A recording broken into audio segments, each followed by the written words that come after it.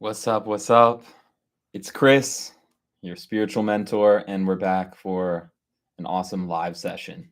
So, for those of you watching it on the recording, I'm just popping on here now, and I'm just going to wait for people to show up and then answer questions, do my thing.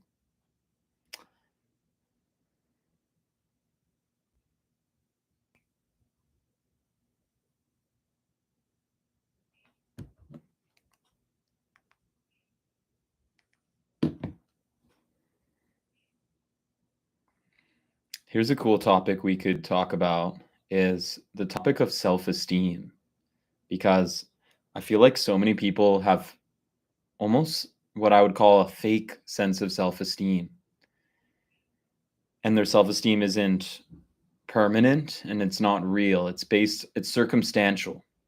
If they feel like they're talking in the right way, they feel confident.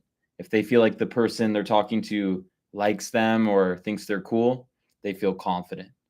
And this is what I call um, conditional self worth. It's when you are basing your self worth still on what other people think of you and how other people treat you, instead of really learning your self worth from within, where it doesn't change.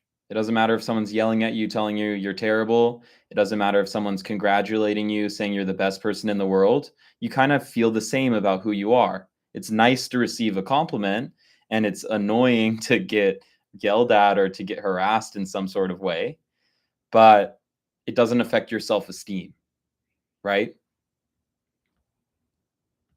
And it's Sarbjeet, right? I think you're in FTP as well, or it might be a different Sarbjeet.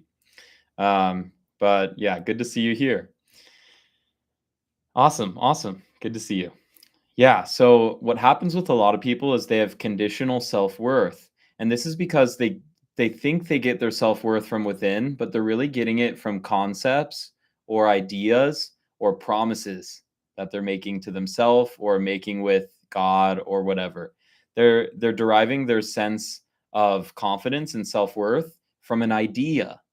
So it's just the same as people who derive their sense of self-worth from money or from some other um, external thing. A lot of people take their self-worth from the idea that they're very special or chosen with God, or they take this idea that they're gonna make it and they are better than other people because they care more or whatever it is, you know? But at the end of the day, these are all just stories that we tell ourselves so that we can feel more comfortable with ourself. But self-worth doesn't come from external things. Self-worth comes from understanding yourself. Because if you actually understood yourself, you would be like, wow, this is an amazing thing, right? Like if you really knew yourself, you could tell. You could tell. Dave is saying Ouroboros. Is that like are you saying, because I know Ouroboros is like an occult symbol, which is like, to me, it's like the false eternity, because eternity doesn't go in a circle biting its own tail. Eternity goes out in all directions infinitely. A loop is not eternity, it's a false eternity. So I look at the symbol of the Ouroboros as the symbol of the ego. It's a symbol of the first original ego that pretended to be God by looping itself around instead of what actually God is, which is like a light shining in all directions. So I'm not sure what you mean by Ouroboros, but it's good to have you here. And yeah, so with self-worth, a lot of the times we're trying to self-reference different ideas within ourself and then have that manifest into energy. But that's not how self-worth is. Self-worth is much more comes from self-trust. So when you feel worthy, you feel like you don't have to monitor yourself that much. You can kind of let yourself live your life, and you trust what actions you're going to do. You trust the things you're going to say. You trust your discernment in situations. And that's honestly where a lot of self-worth comes from, is not having to control yourself so much. If you have to control yourself so much, you will inherently have a small self-worth because you think that you are this worthless thing that if you didn't control, you wouldn't be worth much. But that's not true. We have inherent worth. So a lot of the times, people get very disconnected and they lose the ability to trust themselves because of past mistakes, and they actually cut themselves off from the flow of their actual self-worth. And then they spiral around for months or years until somehow, hopefully, finally they wake up back to their real self-worth and start living from what they really truly deserve. But for so long, especially if you're stuck around other people that view you as having a low self-worth, then it'll be very hard to embody self-worth around them in the beginning. But if you can't embody self-worth around them, it means you don't truly have it. If other people thinking about you in a certain way pulls you out of that state of consciousness, you're not really in that state of consciousness to begin with. That makes sense? If something else can pull you out of a state of consciousness, you weren't really grounded in it. You were just floating through it. And that means it was never going to change your life. It was never going to manifest into anything.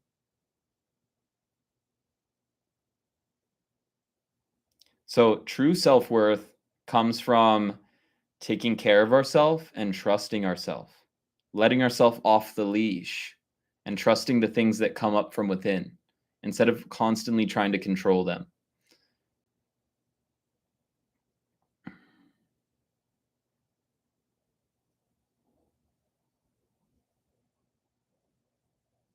Hmm.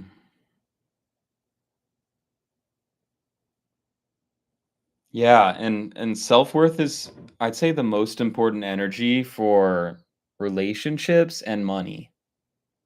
If you don't have self-worth, people are just going to take advantage of you, you know.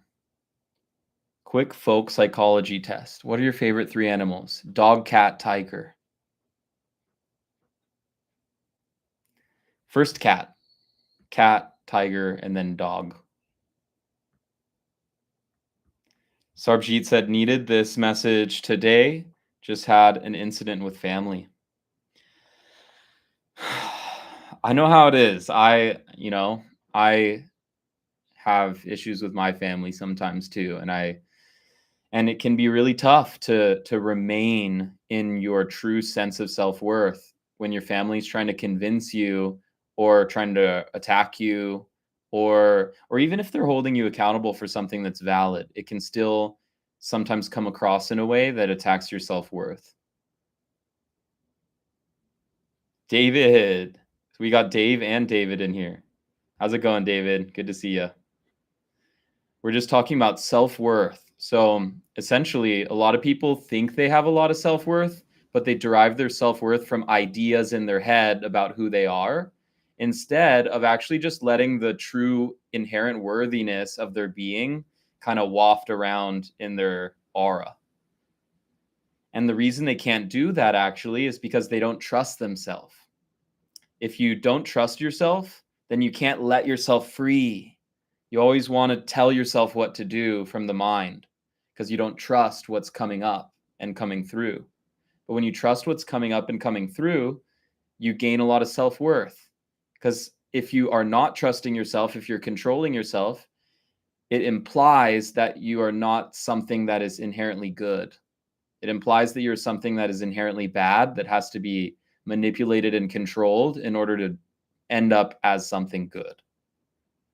So, one of the most important things we can do as people is to notice the areas where we are staying stuck in our own perspective of self worth instead of on the natural self worth that flows between all things, the inherent sense of worth. And when we can trust the inherent sense of worth, it doesn't mean everything feels like bliss all the time. Things can feel like absolute hell still, but it's still worth it. And there's this inherent feeling of trust, and truth that's behind everything. And David said, need to have strong tested values if you are to trust yourself. Depends. It depends what you want from yourself. It depends who you believe yourself to be. Um, if you want to be absolutely perfect, then you probably can't rely on your natural sense of self-worth. And and what happens, I think we're in a process. I think humanity's in a process right now. One second, sorry.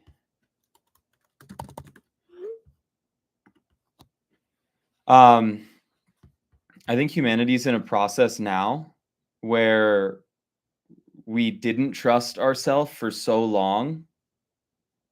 And so we built this whole system of values and principles in order to keep us from behaving like our animal selves. But what's happening on Earth right now is we're graduating from that system of values and principles, and we're going into the inherent laws of the universe that God created, that all things abide by. Like the wind doesn't have to have values and principles, and neither does God. God doesn't have values and principles. God just is. So, in our process of awakening, it's important to build our divine principles, like you could call them that if you behave in that way consistently. But at the end of the day, that's still just a mental observation of what you're doing. In reality, if it's coming from an idea to an action and then into reality, it's not coming from God. If it's manifesting in reality in the present moment, complete, then it's from God. That's how I look at it, at least. Um,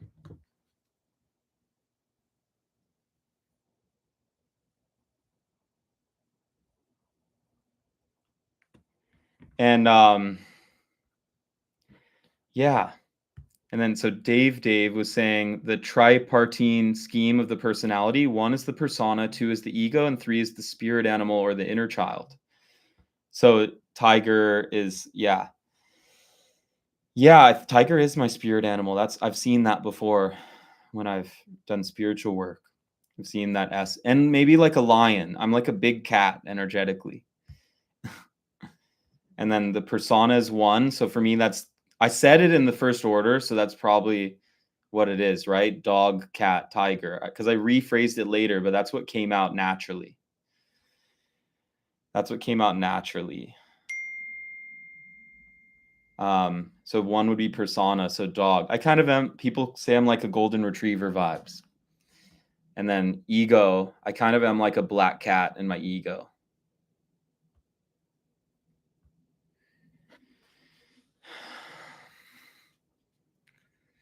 Yeah. I think dog is my persona. I could see that. And it's so funny. All those three animals came to me so fast. I've never been asked my favorite three animals. I always say tiger, or I think I used to say lion, but I say tiger recently. And then, but I usually don't say dog and cat, but those are my favorite other animals if I was being honest. Like if I'm going to encounter another animal, I want it to be a dog or a cat. I don't want to encounter anything else, to be honest.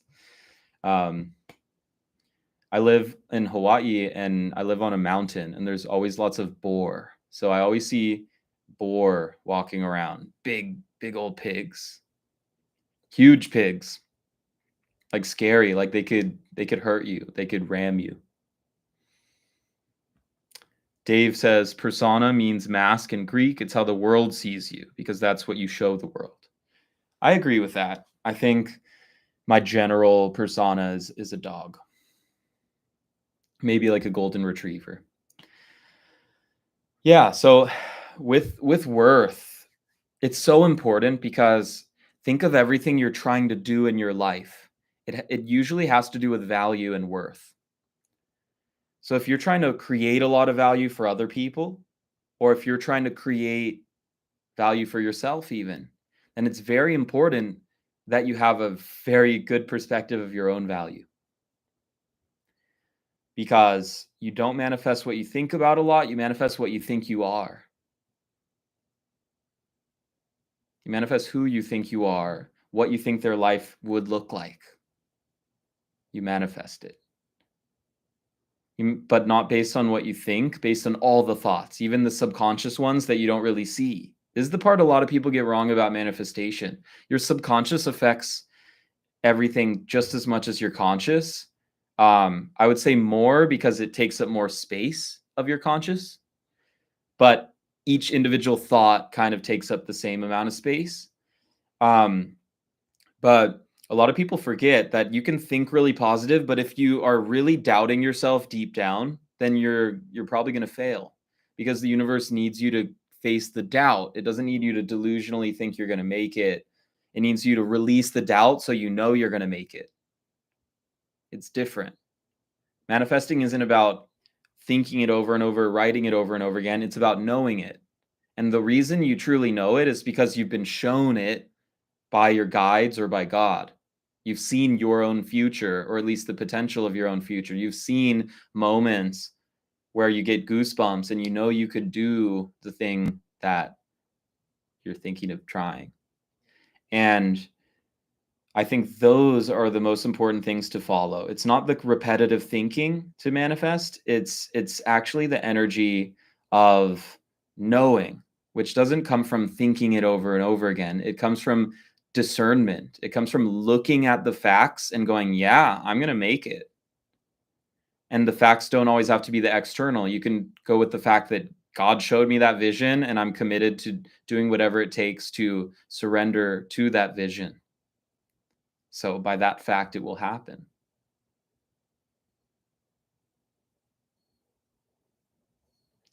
And then Dave says, spirit animal is the true self. The first two are necessary outer protective layers to guard the inner child.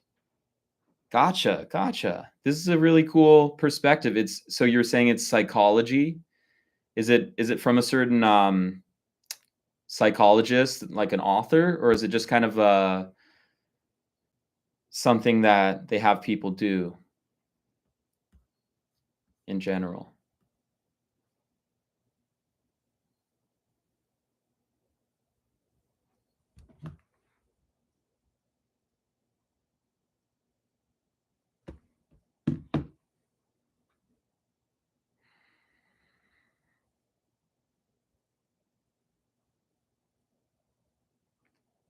It's gonna be okay.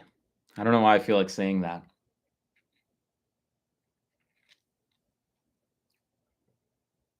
Oh, folk psychology, an icebreaker. Very cool, very cool. But yeah, it's all gonna be okay. I have authority that it's gonna be okay. I've heard.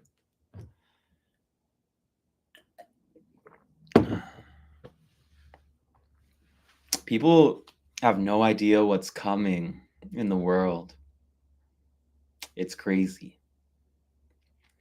The next level of the world is when have you ever heard of you understand power hierarchies, right? So think of a company. The CEO is probably at the top, but not always. Sometimes there are owners or investors that tell the CEO what to do. But they're at the top, essentially. And then below them, you have middle management, you have the upper management, the middle management, and then the lower level employees, right? So you have a hierarchy. And on Earth, there's an energetic hierarchy. And that hierarchy you can base it on whatever you want, but there is a specific hierarchy that's based in power. And the top of that hierarchy is this energy, which I don't want to use vulgar terms, but the top of that hierarchy is basically the energy of like of taking and destroying. But for the aggrandization of the person. So it's like stealing. So that the most powerful energy on earth for a long, long time was this energy of stealing. This energy, you might call it Satan, or you might call it um like the R word, not the one for special needs people, but for like unconsensual sex. It's that energy is in all of like the major billionaires and business people that kind of dominate the world and extract and exploit resources. But the cool thing that happened recently is that there's a new energy that is the king of that hierarchy. And that energy is what you might call Christ consciousness, or you could call God, or whatever you want to call it. And so for the longest time, that energy, it's always been more powerful than God, but no one has really been able to bring it into their personality enough to actually live from it as like their center point. So they're not able to dismantle the other people because no one has been able to live in it as their center point. But what's happening is the frequency of Earth is raising so much, and the frequency of the other people is raising so much that certain people are going to achieve this higher state, and they're going to have dominion over the billionaires and over the people that have been operating from the negative taking energy. And they'll have more power, and they'll embarrass them because they'll make them stutter and make them fall apart, because around those people, the people that operate from the dark energy will not be able to operate. Normally they take over even very loving energy, and right, but they won't be able to take over that divine energy. They won't be able to. So what you're going to see happen over the next 50 to 60 years, I'd say, and hundreds of years beyond that, is these people are going to rise up that are going to be like superstars, but they're not necessarily going to be an actor or a musician a lot of the time. They're usually going to have some type of artistry, because in order to handle this energy, you need to be an artist. But they're also going to be business owners and community builders. And they're going to be like pushing to the side all the bullshit, and they're going to bring proper energy and proper hierarchies to other people's lives. So it's basically and then that energy that was at the top is now the lowest energy in the new hierarchy. The dominating energy that is actually the lowest in the new hierarchy. So a lot of people are still trying to play in the old hierarchy. They're still trying to control themselves, have power and dominion over themselves, which is the exact same as trying to have power and dominion over another. It's improper. And the people in Christ consciousness don't have dominion over themselves even. God does. And those people, they are unable, it's incompatible for both to be in the same room together, essentially. So what's going to happen is these people are going to start getting into meetings with higher level people, and it's going to topple, and you'll see these people fall from grace, fall from their higher wealth status, and be exposed for what they're actually doing behind the scenes. We're going to see a lot of this. We're already seeing a lot of this, but we're going to see more. We're going to see way more, more. And it's going to happen really fast in terms of civilization. For us, it'll be kind of gradual because we live a short human life. But if you look at it in terms of civilization, it'll be a flip. It'll be the flip of a switch.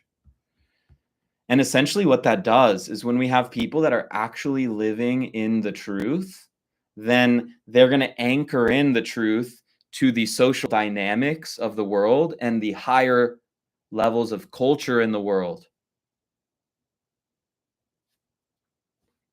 And people that are not abiding with God will not be able to operate in the circles of the world in the same way that right now people that are anxious and not confident are unable to operate in the higher levels of earth, right?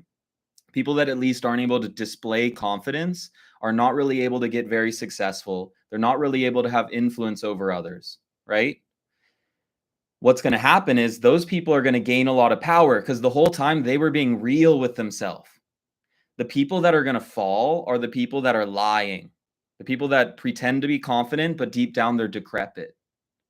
Those people are going to get flipped and turned over, and they're going to struggle to even make a living until they change, until they forgive themselves and they let go of their old ways and they start to learn how to actually abide with God. And this is why a lot of you might be experiencing a complete upheaval of your childhood ego, where you might start feeling like a bratty toddler. I'm I'm serious. You might start feeling like you're a bratty toddler, where you want to yell at people, you want to protest doing simple things, you don't even want to brush your teeth one night. Like, this stuff does happen when you're going through deep spiritual awakening. You're oftentimes flushing out the childhood ego and the childhood suffering. It's not, I won't even say the childhood trauma, because it's not necessarily even that. It's just the childhood patterns. The patterns that you probably stopped when you were like 9 or 10, when it was inappropriate to kind of whine and be and complain a lot, and you started to be adult like, but then you never actually healed that inner selfish part of you that wants everything for themselves, and you just pushed it away because you thought it was bad, but it's actually a part of your inner child, right? And we actually have to learn to reintegrate it and learn to deal with it while we're conscious, instead of trying to press it instead of trying to press it into um something else. One second, sorry.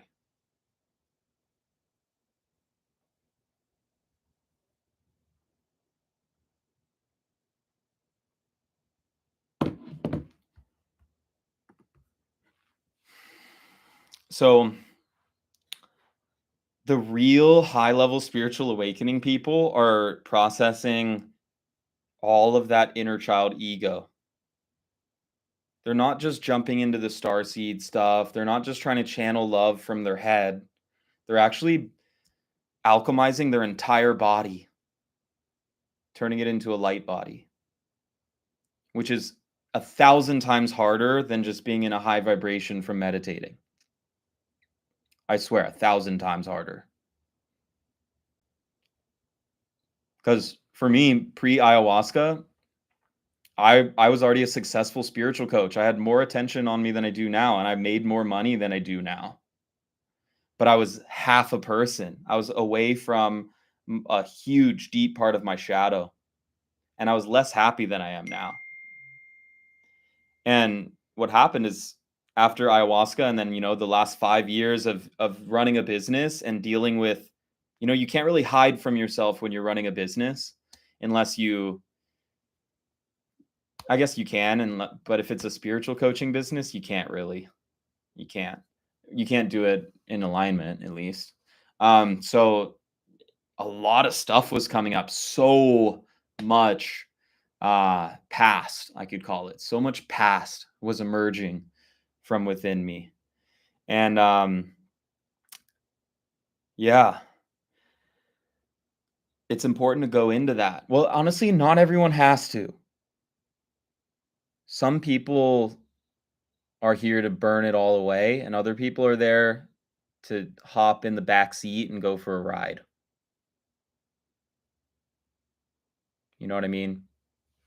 Some people are here to dive fully into the human experience and alchemize it, and then bring that to others by still remaining in love and confidence and truth, while still being able to experience the suffering of the world. This is one thing. So many people, they're not able to experience the suffering of the world. They either go, "Oh, that's so bad," and then they cut themselves off from it, or they're freaking out about it, like really angry. But you'll rarely find people that just cry about the world, feel it, and then just go back to living life. But that's the people that are actually helping. The people that are angry about it, they help when they bring truth and awareness to an issue, but the anger in it doesn't help. And then the other people that are, oh, so sad, but I'm not going to look. Those people are doing the same thing with their subconscious. They're like, oh, so I'm so sad, but I'm not going to look. I'm not going to look. I'm going to smile and do the pleasurable thing. And then I won't have to deal with this. Maybe one day it'll just disappear, but it doesn't. It doesn't. You don't have to do it in this life, I don't think, but it doesn't go away.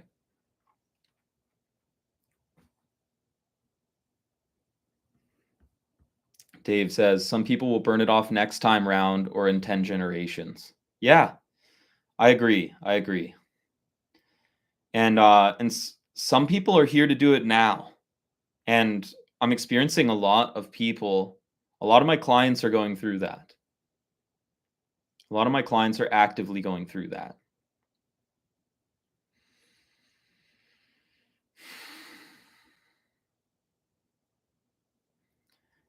It can be very hard because it doesn't look like the beginning of the spiritual journey where you like meditated and ate healthier and then instantly you were just in a good mood. Sometimes you'll do everything right and your mind will just not be in the right spot and there's not any type of meditating that you could do to really change it. All that you can do is listen to what's really serving you in your life and what's not serving you. That's all you can do. Too many people, this is one thing I help a lot of my clients with, is they are trying to change their energy every 2 seconds. They're like constantly checking their energy, they're processing stuff like throughout the day and if you look at their energy, it's just so off balance because they're just like stressfully healing themselves all day. And I have to teach them like you don't have to do that and it's not helping you. And a lot of the problems in your life are because you do this. It's because you're hyper checking in on yourself. It's kind of like, let's say like behind a closed door, there is a vase. And if I open the door, I'm going to knock over the vase. But if I keep the door closed, the vase stays. What's going to happen if I keep, oh no, is the vase broken? And then I keep checking. I'm actually going to be the one that knocks the vase over. I'll be the one that actually knocks the vase over by trying to check if it's okay. So much of the time when we're trying to check if we're okay, it comes from deep anxiety. And we're actually knocking the vase over in that action of, am I okay? Instead of asking a better question like, heart, is there anything you want to tell me? Is there anything I should be aware of? You know, you should never check in with yourself. Is something wrong? If you check in with yourself from the assumption that something might be wrong, something will be wrong. If you check in with yourself going, heart, is there anything I need to know right now? Anything I should feel? Then it'll give you the right answer because your heart knows and your mind doesn't. And your mind can't go looking through your body. Your heart is the one that brings awareness to the body. If your ego is trying to like look for traumas, it's not actually healing. You're not actually healing. Sarbjeet said, I had a beautiful clients I've witnessed crying for Mother Earth. So touching and blessing to be a part of it. I've wept with others over how much Mother Earth absorbs from humanity's wounds. Yeah, definitely.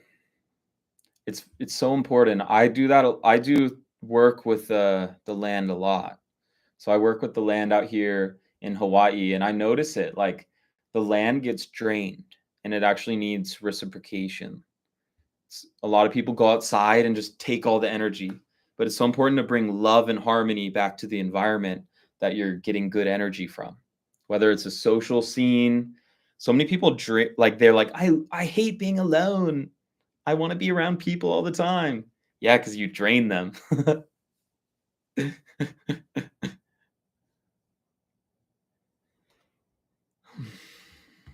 Dave asks, can I ask your opinion if you're familiar with The Alchemist on YouTube, Sarah Alcaldi? What's your sense? There's so many different perspectives out there.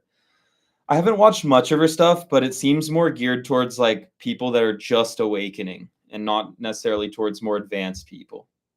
That's the vibe I get from it. It's like It's advanced concepts, but it's like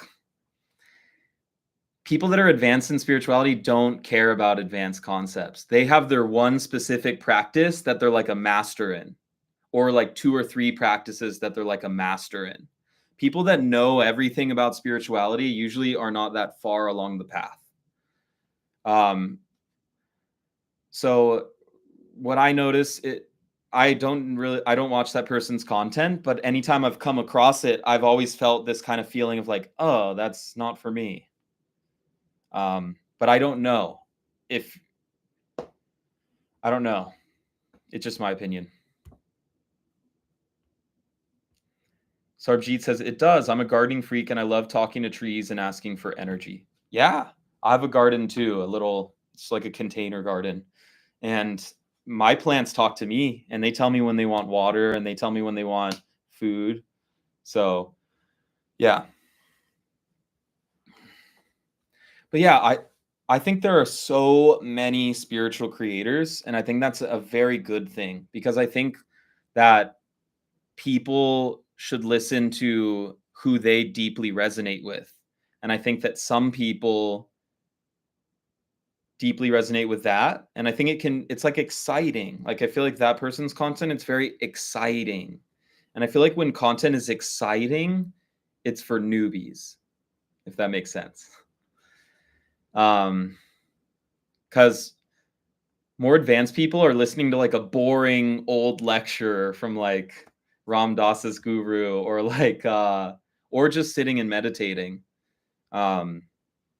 Or learning some like more practical thing like how to garden or something or how to build a business.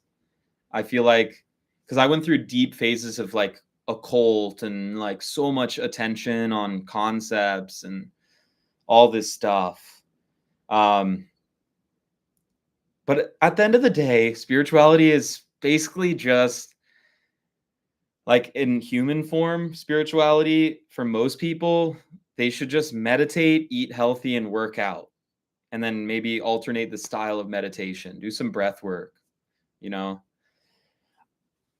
I don't personally think that people need so much spiritual information unless they're craving it. Like if they're craving it, cool. But I think most people they honestly need to have their ego checked. They need to be around other spiritual people that are more in their heart space so that they can remember that there's higher levels to this. And that even though they experience divine consciousness like 5 or 10 times, it doesn't mean really much. And to actually integrate a higher consciousness into your life is so much different than experiencing it fleetingly. It's so different. Like it's not even the same thing. Rudolf Steiner. I haven't heard of them.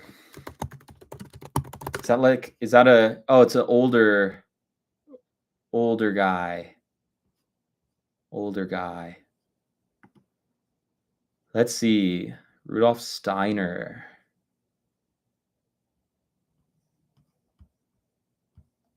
I'm just looking at like what he did.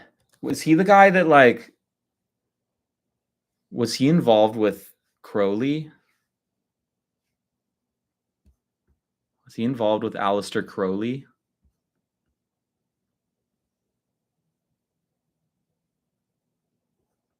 I feel like he was. Oh, Theosophy. Did he start Theosophy? To me, Theosophy is funny. I think Theosophy is funny. I don't take it as like powerful or important. It's funny.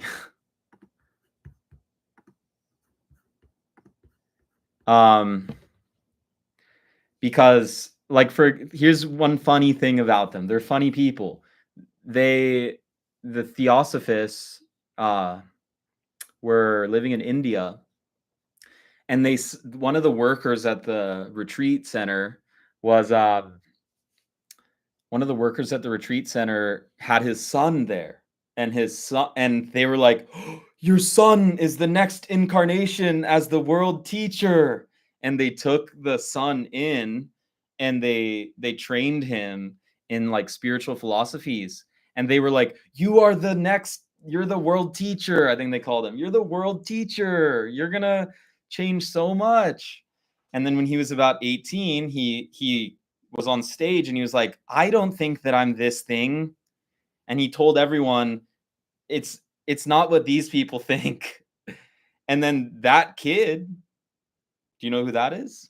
That kid actually became um, J. Krishnamurti, who is very, very against like occult and a lot of symbolism. He's very much direct to the truth.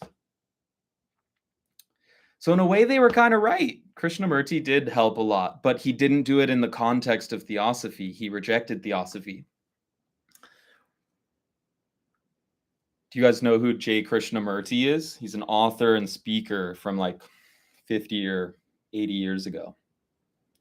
He lived in Ojai, California. He had like a ashram there.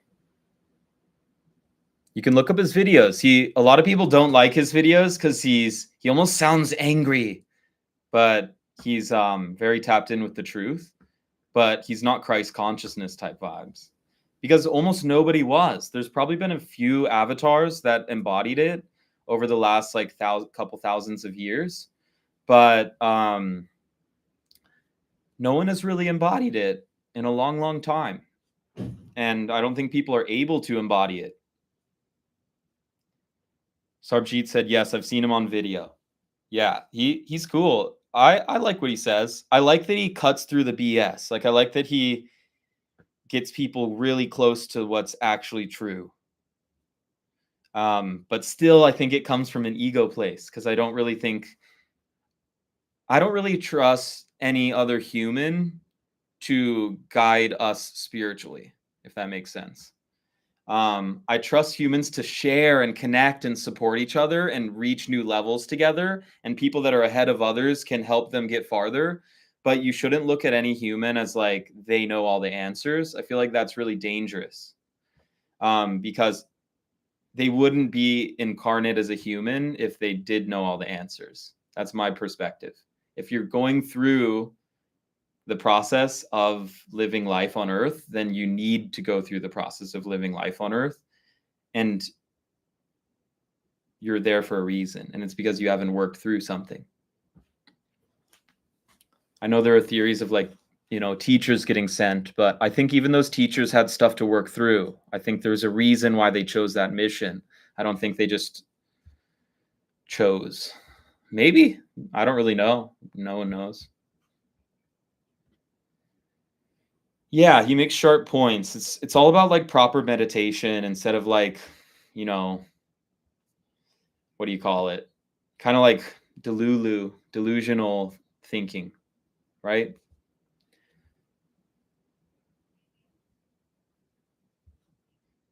Sarjeet says, I ask my own questions and receive answers. That's good, but it's important to also be in a community of people that you also trust their spiritual opinion, because you will lead yourself astray 100%.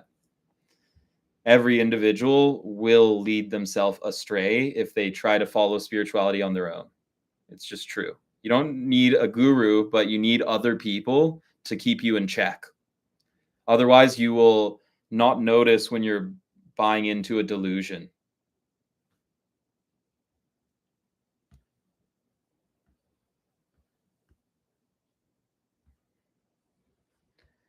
So back to Rudolf Steiner, I don't know much about him. So he left theosophy and made something new, Dave was saying.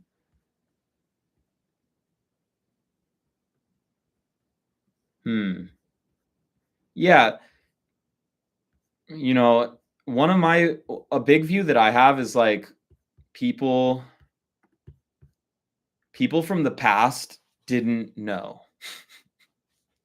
That's a big belief I have, which is really I look at the past to gain information from what I see and interpret, but I don't look at any past figure as having all the answers, because I think they existed in a lower consciousness earth. So for them to be really high did not have to be that high. Compared to earth is higher consciousness now. So to be high now, you have to be really, really up there, you know? And also the ability, like, it's the veil is way thinner now. So the spiritual practices from back in the day are, a lot of them are obsolete. And there's a lot of new spiritual practices that are coming from the shift that are 10 times more powerful than the ones taught in books and old lectures and stuff. But it's good to listen to the prophecies of old lecturers and spiritual people, because they were tapped into the course of history and what's going to happen. But to be honest, all their stuff applies to the old earth. It's how to be high vibrational in a dead world. But now we live in an alive world. Now, like, all the veils are thinning, and like the earth is talking to people, and the sky is talking to people, and God is incarnating in different ways. Like, it's not the same world as the one that people were in. It's not. And so spiritual teachings from the old earth don't really work, except the ones that work at all times throughout the universe, like be present. That spiritual gift works at all times throughout all of history, throughout all types of realities, because it's just very simple and true. But the more complex, like, theories and like hierarchies from the past came from ego, because they weren't able to understand that it's really simple. There's not there's not like a complex spiritual system out there. Like, sure, in one way of looking at it, it could be, but it's pretty simple. It's just consciousness fractalizing. It's just that. Whatever else labels you want to place on it are from the ego, but it's just consciousness experiencing itself in different parts and then experiencing itself joining back. And that's it. And then it just projects different worlds and visions and and experiences. But it gets, when you start getting into like the levels of I'm at love consciousness and next I will be at peace consciousness. It's like, it's so lame. I think it's so lame because it's not real. It's like getting a black belt in karate. Ooh, that doesn't mean you can even kick someone's butt. Like, it just means these certain people thought that of you. So, like, you know, don't get too caught in spiritual systems that are in English or another human language, because they're usually not very valid. They're usually half true. Yeah, Hawkins scale is it's not that good. It's not that useful, I'll say. How many times have I seen clients that are so deep in their ego because of the Hawkins scale? Oh my God. Oh my God. Yeah, it's terrible because they're like, wait, I'm in neutrality consciousness, and next I'm in, and they're thinking about spirituality. You don't want to think about spirituality. You want to be it, and you can speak about it, and you can think about it in sections, but you don't want to be constantly weighing like a spirit, because this is the impressions you make in your head are not real. So if you create a system in your head based on the Hawkins scale to monitor your energy, then you're monitoring your energy off something that's fake. And you can monitor your energy directly by referencing God. You can monitor your energy directly by referencing other people and referencing yourself and referencing your body and referencing your surroundings and referencing how people treat you is an example of where your energy is at. I noticed this. I was in a more closed off state the last couple weeks. And today I was walking around in Honolulu, and like 2 or 3 people talked to me, like made comments. When I'm in a closed off energy, no one says shit to me unless they are telling me something. But so many people threw jokes at, like, socialized with me.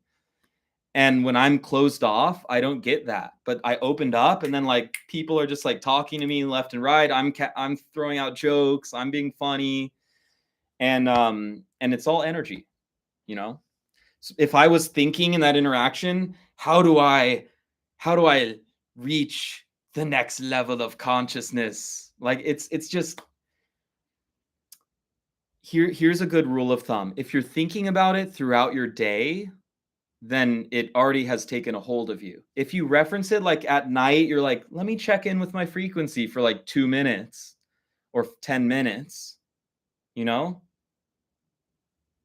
When you're doing that, that's fine because that's a 10-minute check-in. Everyone should check in for 10 minutes if you're using a scale of consciousness or whatever. But if you're throughout your day, what muscle testing yourself? Where am I resonating at? Where am I resonating at? Am I in love consciousness? It's just like it's anxious, it's fear. What are you actually saying when you're testing your frequency? What you're saying is, am I enough? Am I enough, God? Am I enough? Is this frequency enough? Is this enough? So you don't want to be asking that to the universe, because what does the universe tell you when you ask, am I enough, over and over again? Eventually it's going to start telling you no, because you don't think so. That's why you're asking it.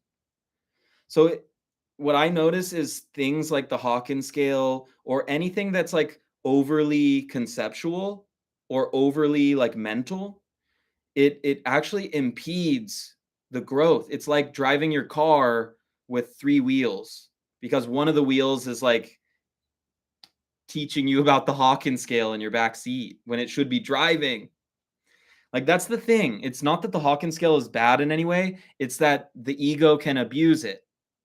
Just like psychedelics, or just like even breath work or fast food or whatever you want to even look at, the ego will find a way to abuse it. So I think the Hawkins scale is amazing in certain ways. Like, he really clearly depicted different frequencies. You know what? Here's what I'll say. The Hawkins scale is amazing for understanding the lower frequencies. It's not so good for understanding the upper frequencies.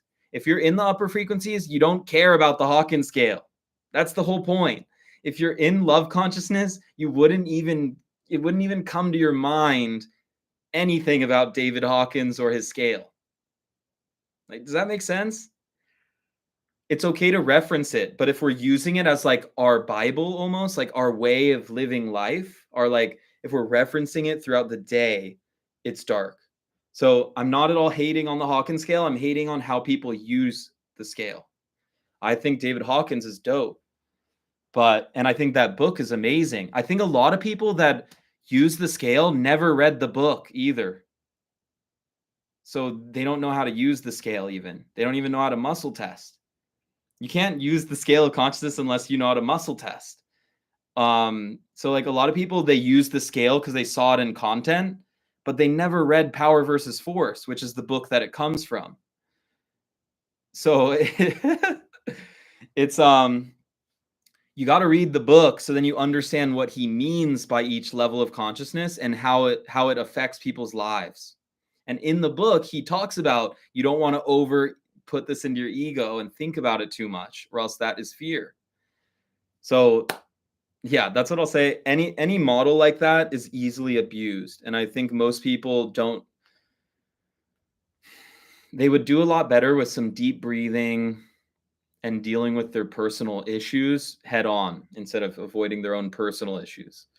Because your soul's issues are manifesting into your life. So you don't have to deal with them all in meditation. You should face your problems in life, and that will put you through the process of becoming who you need to be. Sometimes we try to build ourselves too much from the mind and from what we hear from others. You have to build yourself according to the life that you're going to live.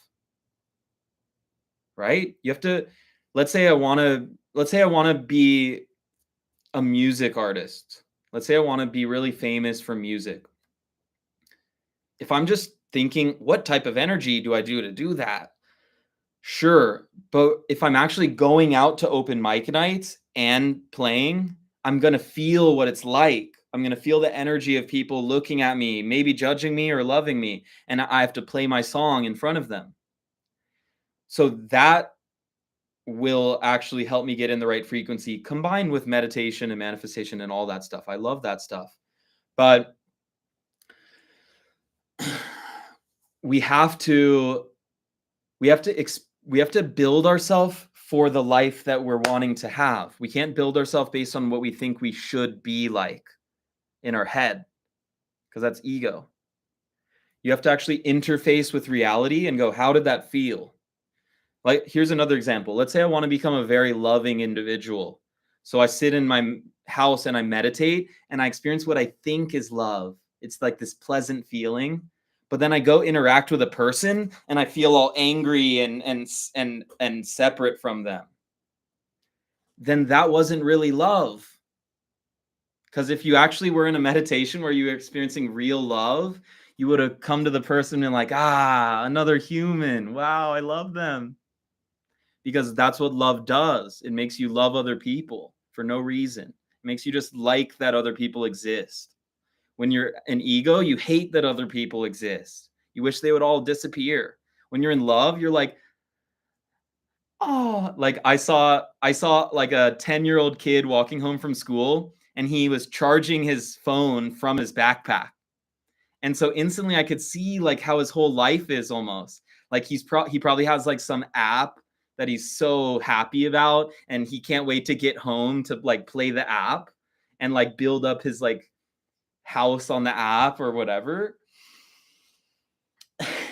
And I could just see like I love humans. I love humans, but I can tell when I'm in ego, which I am sometimes. And I don't mean that I'm not an ego at all. Whoa.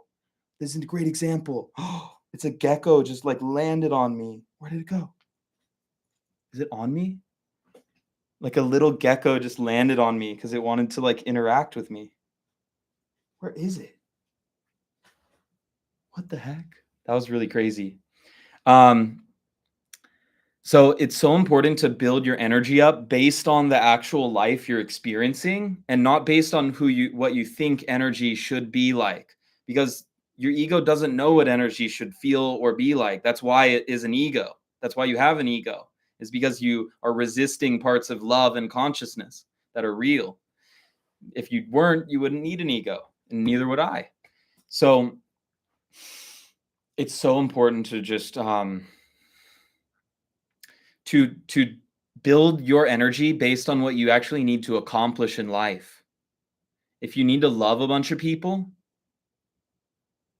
then you need to interact with a lot of people and learn through all the little like edges of judgment and criticism and anxiety and etc that hold you back from actually being that fully loving individual. You can't just meditate for 2 hours a day and think that you're loving enough because you meditate enough, you know?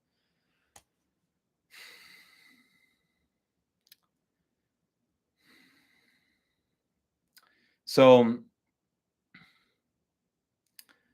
that's why it's so important to take action.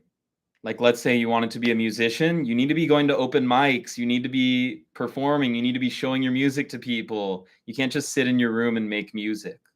If you want to be a spiritual coach or an influencer, you can't just sit and meditate and manifest it. You've got to try to help people. You've got to do donation sessions for people. You've got to do free stuff like get on live and talk to people on YouTube, you know? So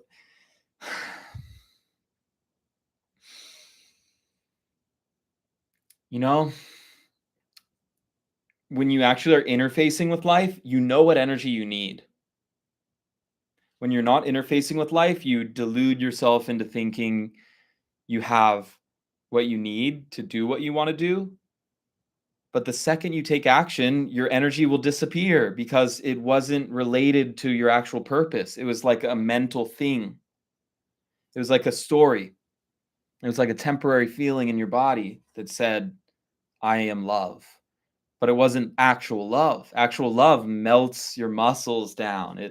It softens you. It softens your eyes and it allows you to interact with people freely. When you're really operating in love, you can see people, you can interact with them in really deep ways without it being even abrasive.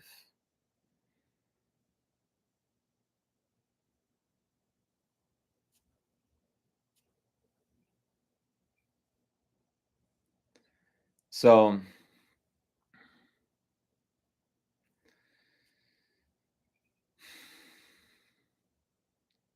And it doesn't mean you have to be a workhorse. You don't have to take so much action that you're tired all the time. But what you should do is take enough action that you're feeling something from it. If it feels like, oh, whatever, that was nothing, you didn't probably do enough.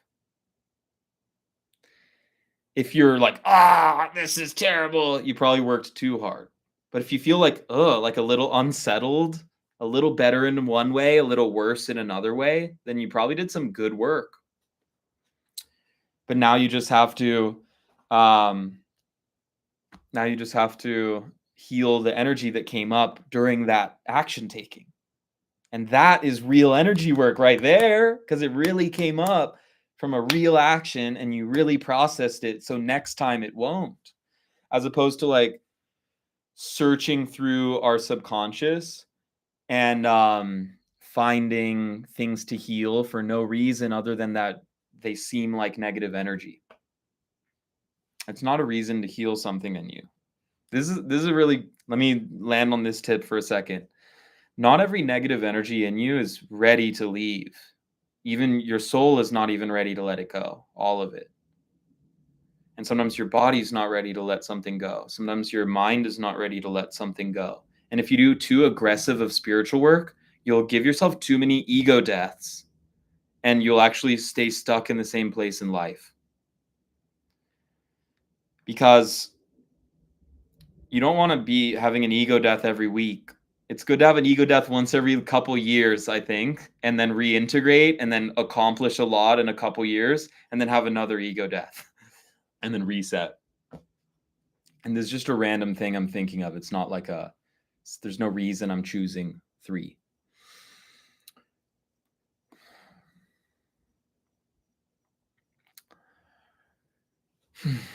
Like, for example, I've healed through basically all of my energetic blocks, but what I didn't realize is you have to be able to handle spirit as well. Spirit is not that easy to just like let flow through. So a lot of the journey I'm in is like spirit wants to come through, but my ego's like, no, that's too much. Ah. And then I have to like surrender and let it through, or I like resist it and hide for like a week.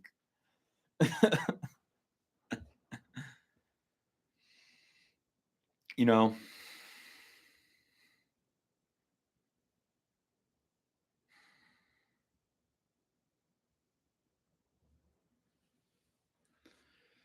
So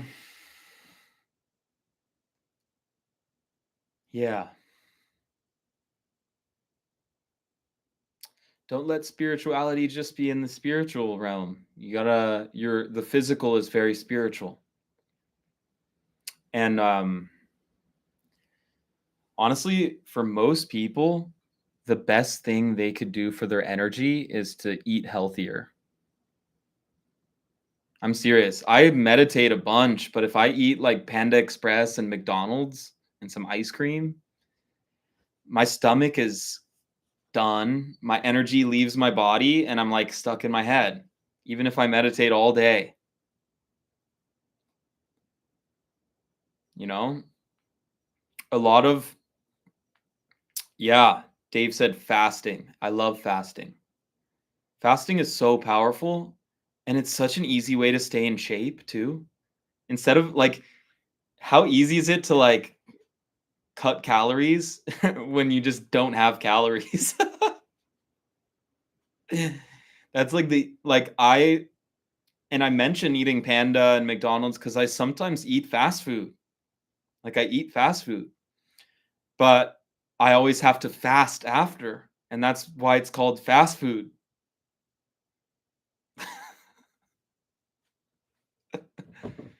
You guys like that one?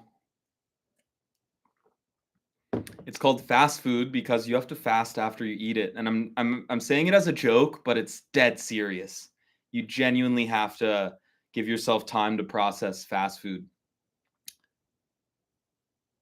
How often do I fast? So I don't eat breakfast ever, like Dave was saying. I do intermittent fasting all the time.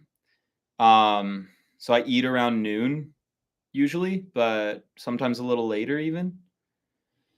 occasionally I will have a breakfast at like 11. Occasionally I have breakfast at like 11, but that's like once a week. Probably I'll have like some eggs. Like if my girlfriend is making some breakfast stuff, I'll have eggs and stuff. I probably fast like 1 day a week, realistically. Um, like fully. Probably 1 day a week. But I don't. I do like a 24-hour fast. I'll eat like kind of late. I'll eat at like 8 p.m. or 9, and then that's usually about 24 hours from when I ate last. Yeah, yeah. Fasting is so good for you. Like Sarjeet, if if you got, some extra pounds to lose, fasting is amazing because you don't have to change your diet much. Changing your whole diet is hard, and it's worth it but I think for energy reasons. I don't think it's worth it to look good. Um, I think it's worth it because your energy gets better and your eyes will look different. Like your eyes will have more shine to them when you eat healthier because the eyes are like a good window to your physical health.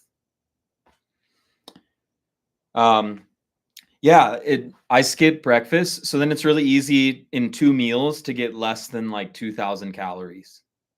Um, and then if I fast for one whole day, that's like 2,000 calories burnt, I guess, right? Is that how? I don't know how fitness works, but if you just don't, it kind of sucks in the beginning, but after a while you get used to fasting, and honestly, it doesn't bother me.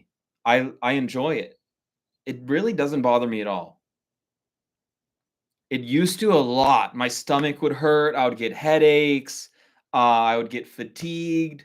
Now I think my body's adjusted to fasting because I do it once a week. Um, yeah. Fasting is awesome for so many reasons. I've never done like long fasts. I don't know if any of you guys have done super long fasts where like 3 days plus where you just drink water. I've never done that.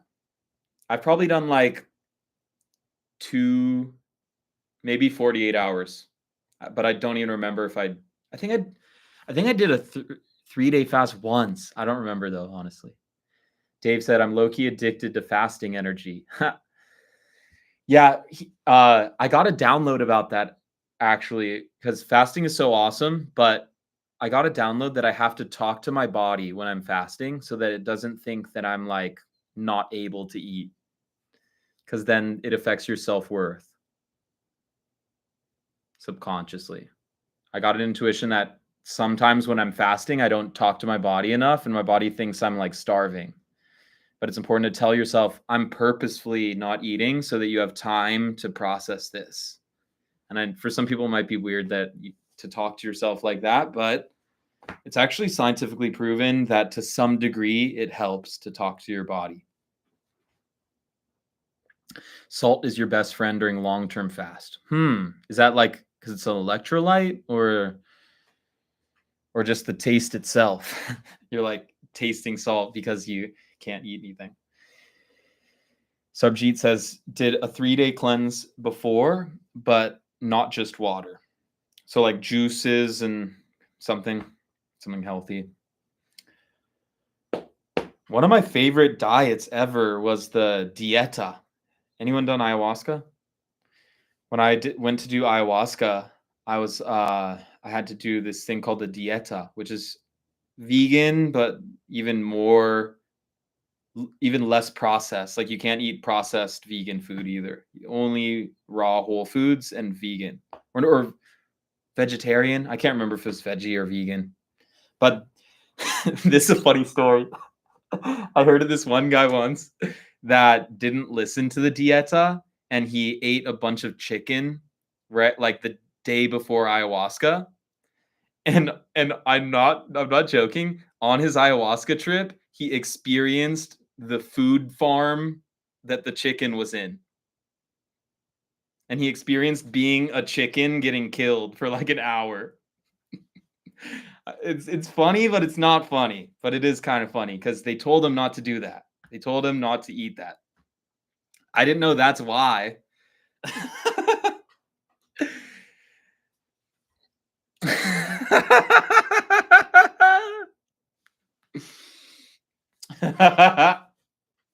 Imagine that.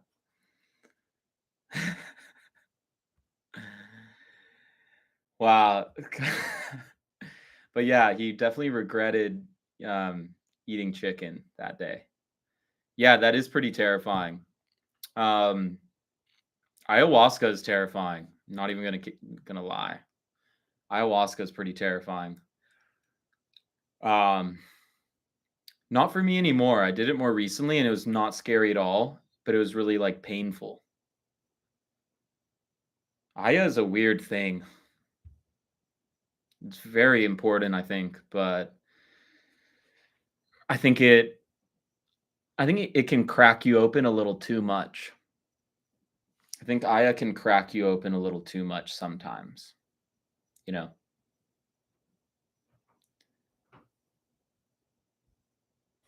Yeah.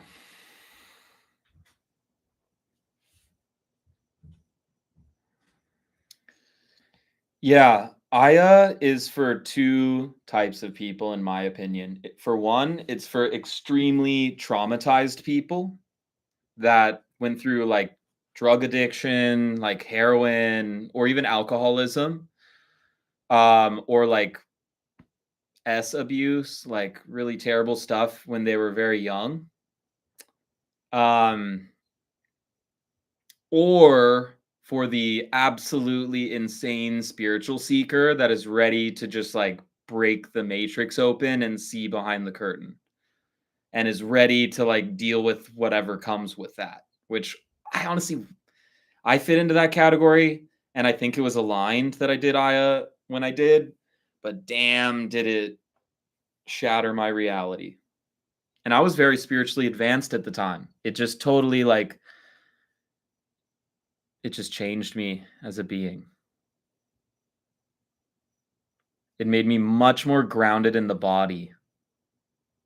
Ever since ayahuasca, I can't leave my body. Sometimes my mind goes out of my body and, like, but my spirit and, like, my consciousness are, like, wrapped up in my body, like, loving my body. Like, I never leave here. I never leave. And before ayahuasca, I, like, would rarely go into my body. I would always be in my head and, like, gripping my body from, like like I'm hanging onto the wing of a plane while it's flying. And Dave said, "Painfully how? Physically?" Yeah, like, but not how you would think. Like, I guess it's emotional, but it's like, when emotional pain is so intense that it's like physical, it's like agonizing. You're like, ah, and it almost is physical too, like your stomach cramps. It's like that. The physical pain wasn't really the part that was hard for me. It was the energetic, emotional processing. And then at one point, I vomited my whole mind out. Like, I vomited and I saw this, like, part of my mind come out of my being, and I discarded it. And then ever since then, I have less of an ego. Like, I took a chunk of it and just, like, threw it away. Um, yeah, it's not for everyone. It's like I said, it's for either really traumatized people because it can, like, literally just snap you out of trauma, like magic, or it's for the extreme spiritual seeker that is ready to, like, throw it all against the wall.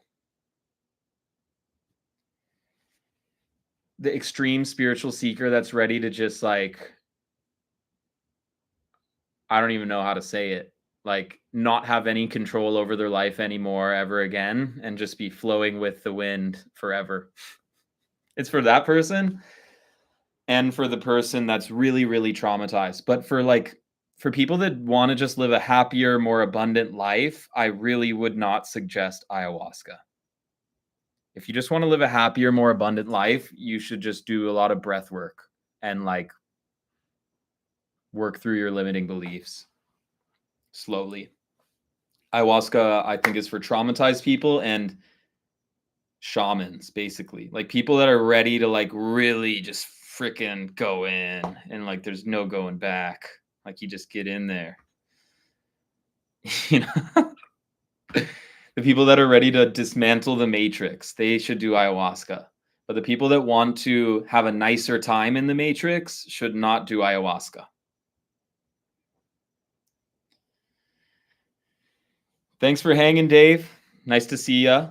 And yeah, I'll be doing more lives at some point, and I'm gonna make more videos too.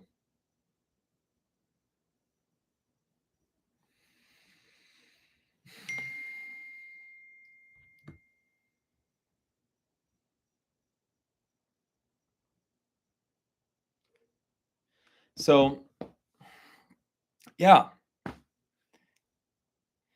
essentially, I wouldn't recommend ayahuasca for the vast majority of people, even spiritual people. Because even spiritual people that claim they want to break the matrix, I don't think they actually want to. Because it's freaking scary. And mm, you know, it's a lot better just to like learn how to live in abundance and happiness and have good community and like take care of yourself. I think really for some people that are so traumatized, they kind of need something like that to break them out of their trauma. But it's not what people think it is. Like a lot of people are like, "Oh, doing Aya to like better my mental health." Like, no. No. Go do Aya to like destroy your mental health and rebuild it from scratch for years. That's what I would say.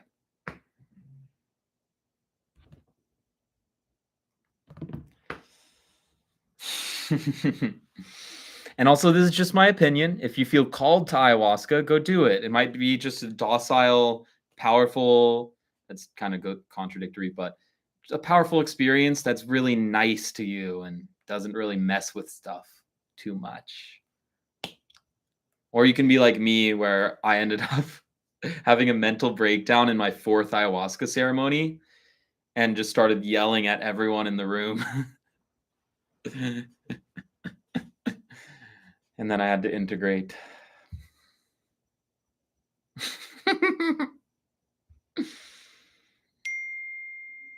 So, yeah, I would say I would say mushrooms are a much better thing for like the average spiritual seeker. I think the average spiritual seeker can get a lot out of some mushrooms or even like a good old fashioned cannabis ceremony. I think those things are great for like modulating your mind and ego softly. But I think ayahuasca like is like a freight train. So sometimes you need a freight train to like knock over the trauma or to like launch you into your purpose. But most people don't need a freight train, and most people would not benefit from the freight train hitting them. They'd rather have the nice breeze come through and move the leaves around a little bit, and then every day move the leaves around a little bit until they're back in a state of alignment and bliss.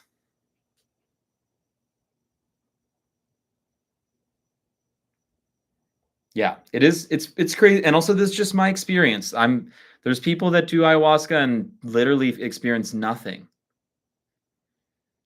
It's a thing. Like 1 out of 10 times it actually happens to people where they just kind of sit there for hours and then nothing really happens. But people say that, or no, I think what happens is they fall asleep and they wake up and the trip is over.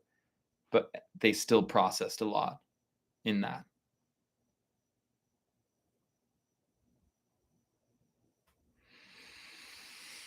Hmm. Yeah.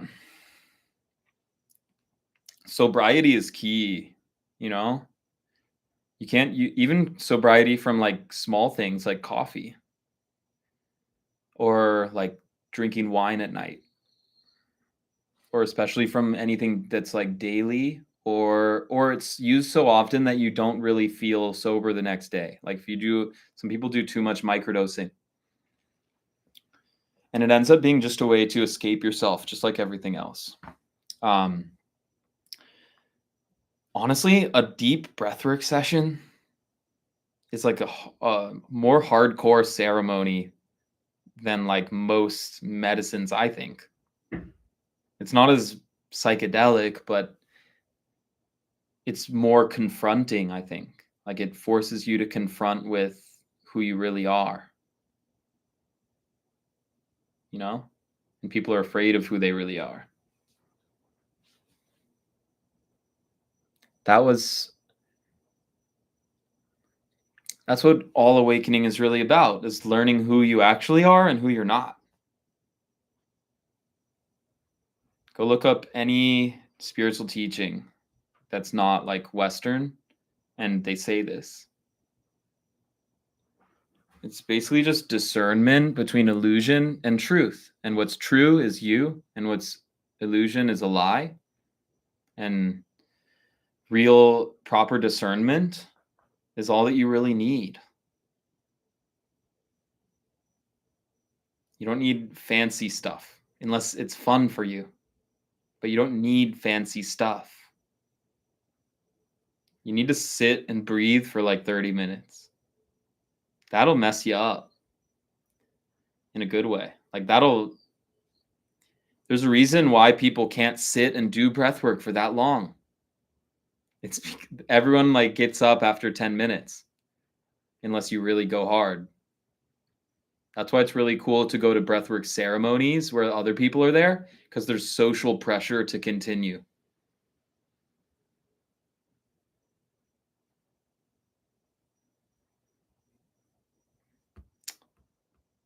Unteach thyself, says Sarabjit. Yeah, that's kind of what we're doing, I think. I think that's what awakening is. We're like, oh, that behavior, that mindset, that's not me. What's me? Wait a second, I've been not me since I was like 3 years old. How do I be me? What is me? Is me the inner child? Is me the idea, the concept of awareness? There's not really an answer in English. It's something for you to discern. And you'll know you discerned it because other people no longer bother you. A lot of time, if other people bother you, it's because you get confused. You're like, is that mindset mine or theirs? Or is that feeling mine or theirs? What's going on? And you feel like, ugh. But when you know yourself, then you go into interactions and you can feel all that stuff going. It's like the matrix, like you're dodging bullets of like negative energy and you're just like staying in that high vibe state, but it's effortless. It doesn't take like effort. It takes anti-effort. It takes for you to stop trying to do anything else.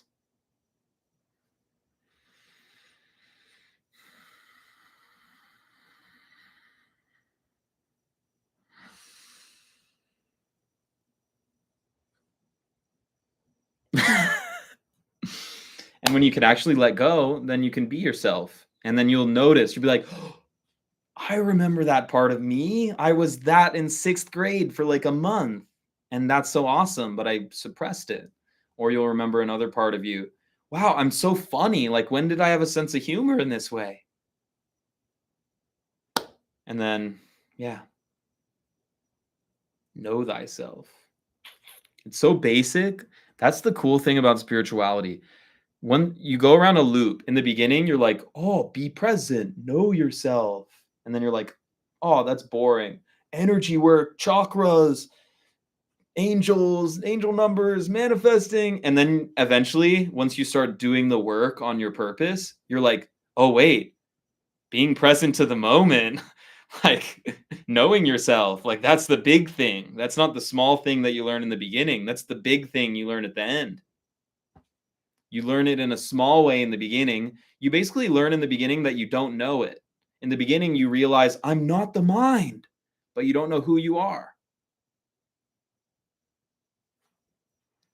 So a lot of people get stuck in the middle phase where they're going through all the complications. But you want to get out of the complications, and not because I tell you it's the right way, but because you realize it's kind of futile. Futile? How do you say that word? I think it's both. You realize it's not useful at all to do all the fancy stuff. It's fun. It's not usually effective. What's effective is actually just staying present all the time and like tending to what comes up genuinely, not through like energy bypassing, but actually genuinely tending to what comes up in a healthy way on all levels, physically, mentally, spiritually, not just spiritually.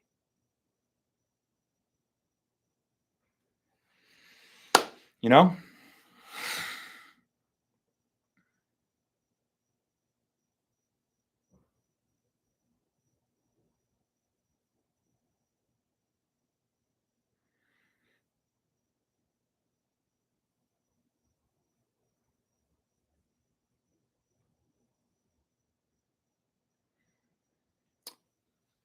Has anyone else experienced that? That kind of circling of the teaching where it's like you learn something you think is simple, but then you actually end up coming back to it and you realize how complex it is and how important it is. It's how things are on many levels. So, this is very true in business, it's very true in sports. The basic stuff is the stuff. And if you don't have the basics right, you shouldn't be messing with the fancy stuff. It's like when you're golfing and your whole goal is to hit a hole in one. It's like, what are you doing? You're not going to hit a hole in one probably. You shouldn't be focusing on that. You should focus on putting a little bit better. You should focus on, uh, chipping a little bit better. Like the practical, usable things in your actual life, not just the fun, fancy, sparkly things like who are your spirit guides? Who were you in a past life? And I'm not saying that isn't useful too in its own degree. I'm just saying it's not as useful as eating healthy, meditating, and being honest with yourself.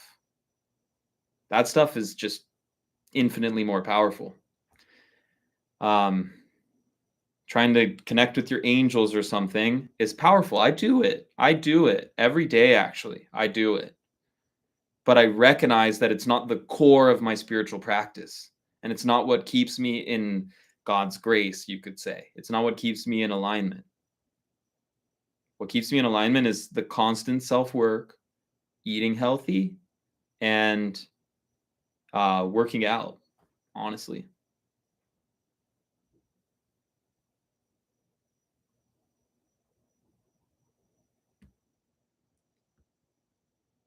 Sarjeet said, every loop goes into deeper understanding of my quirks. Very cool.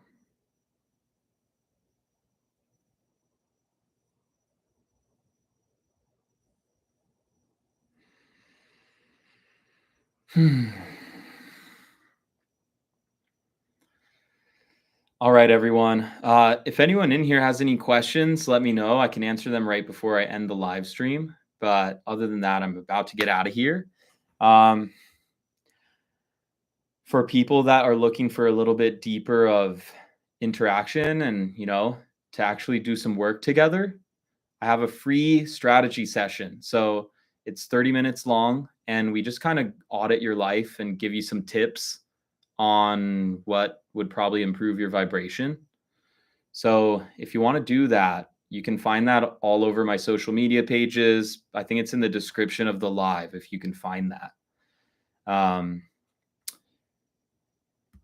And yeah, I'm gonna make another YouTube video soon. I just put out one and I kind of like it, but it's kind of ranty. Sometimes you don't capture the right vibe. But I like it still. I like the meaning and words behind it. So yeah. So thank you so much for joining today, everybody. It's been a pleasure, and I'll see you next time.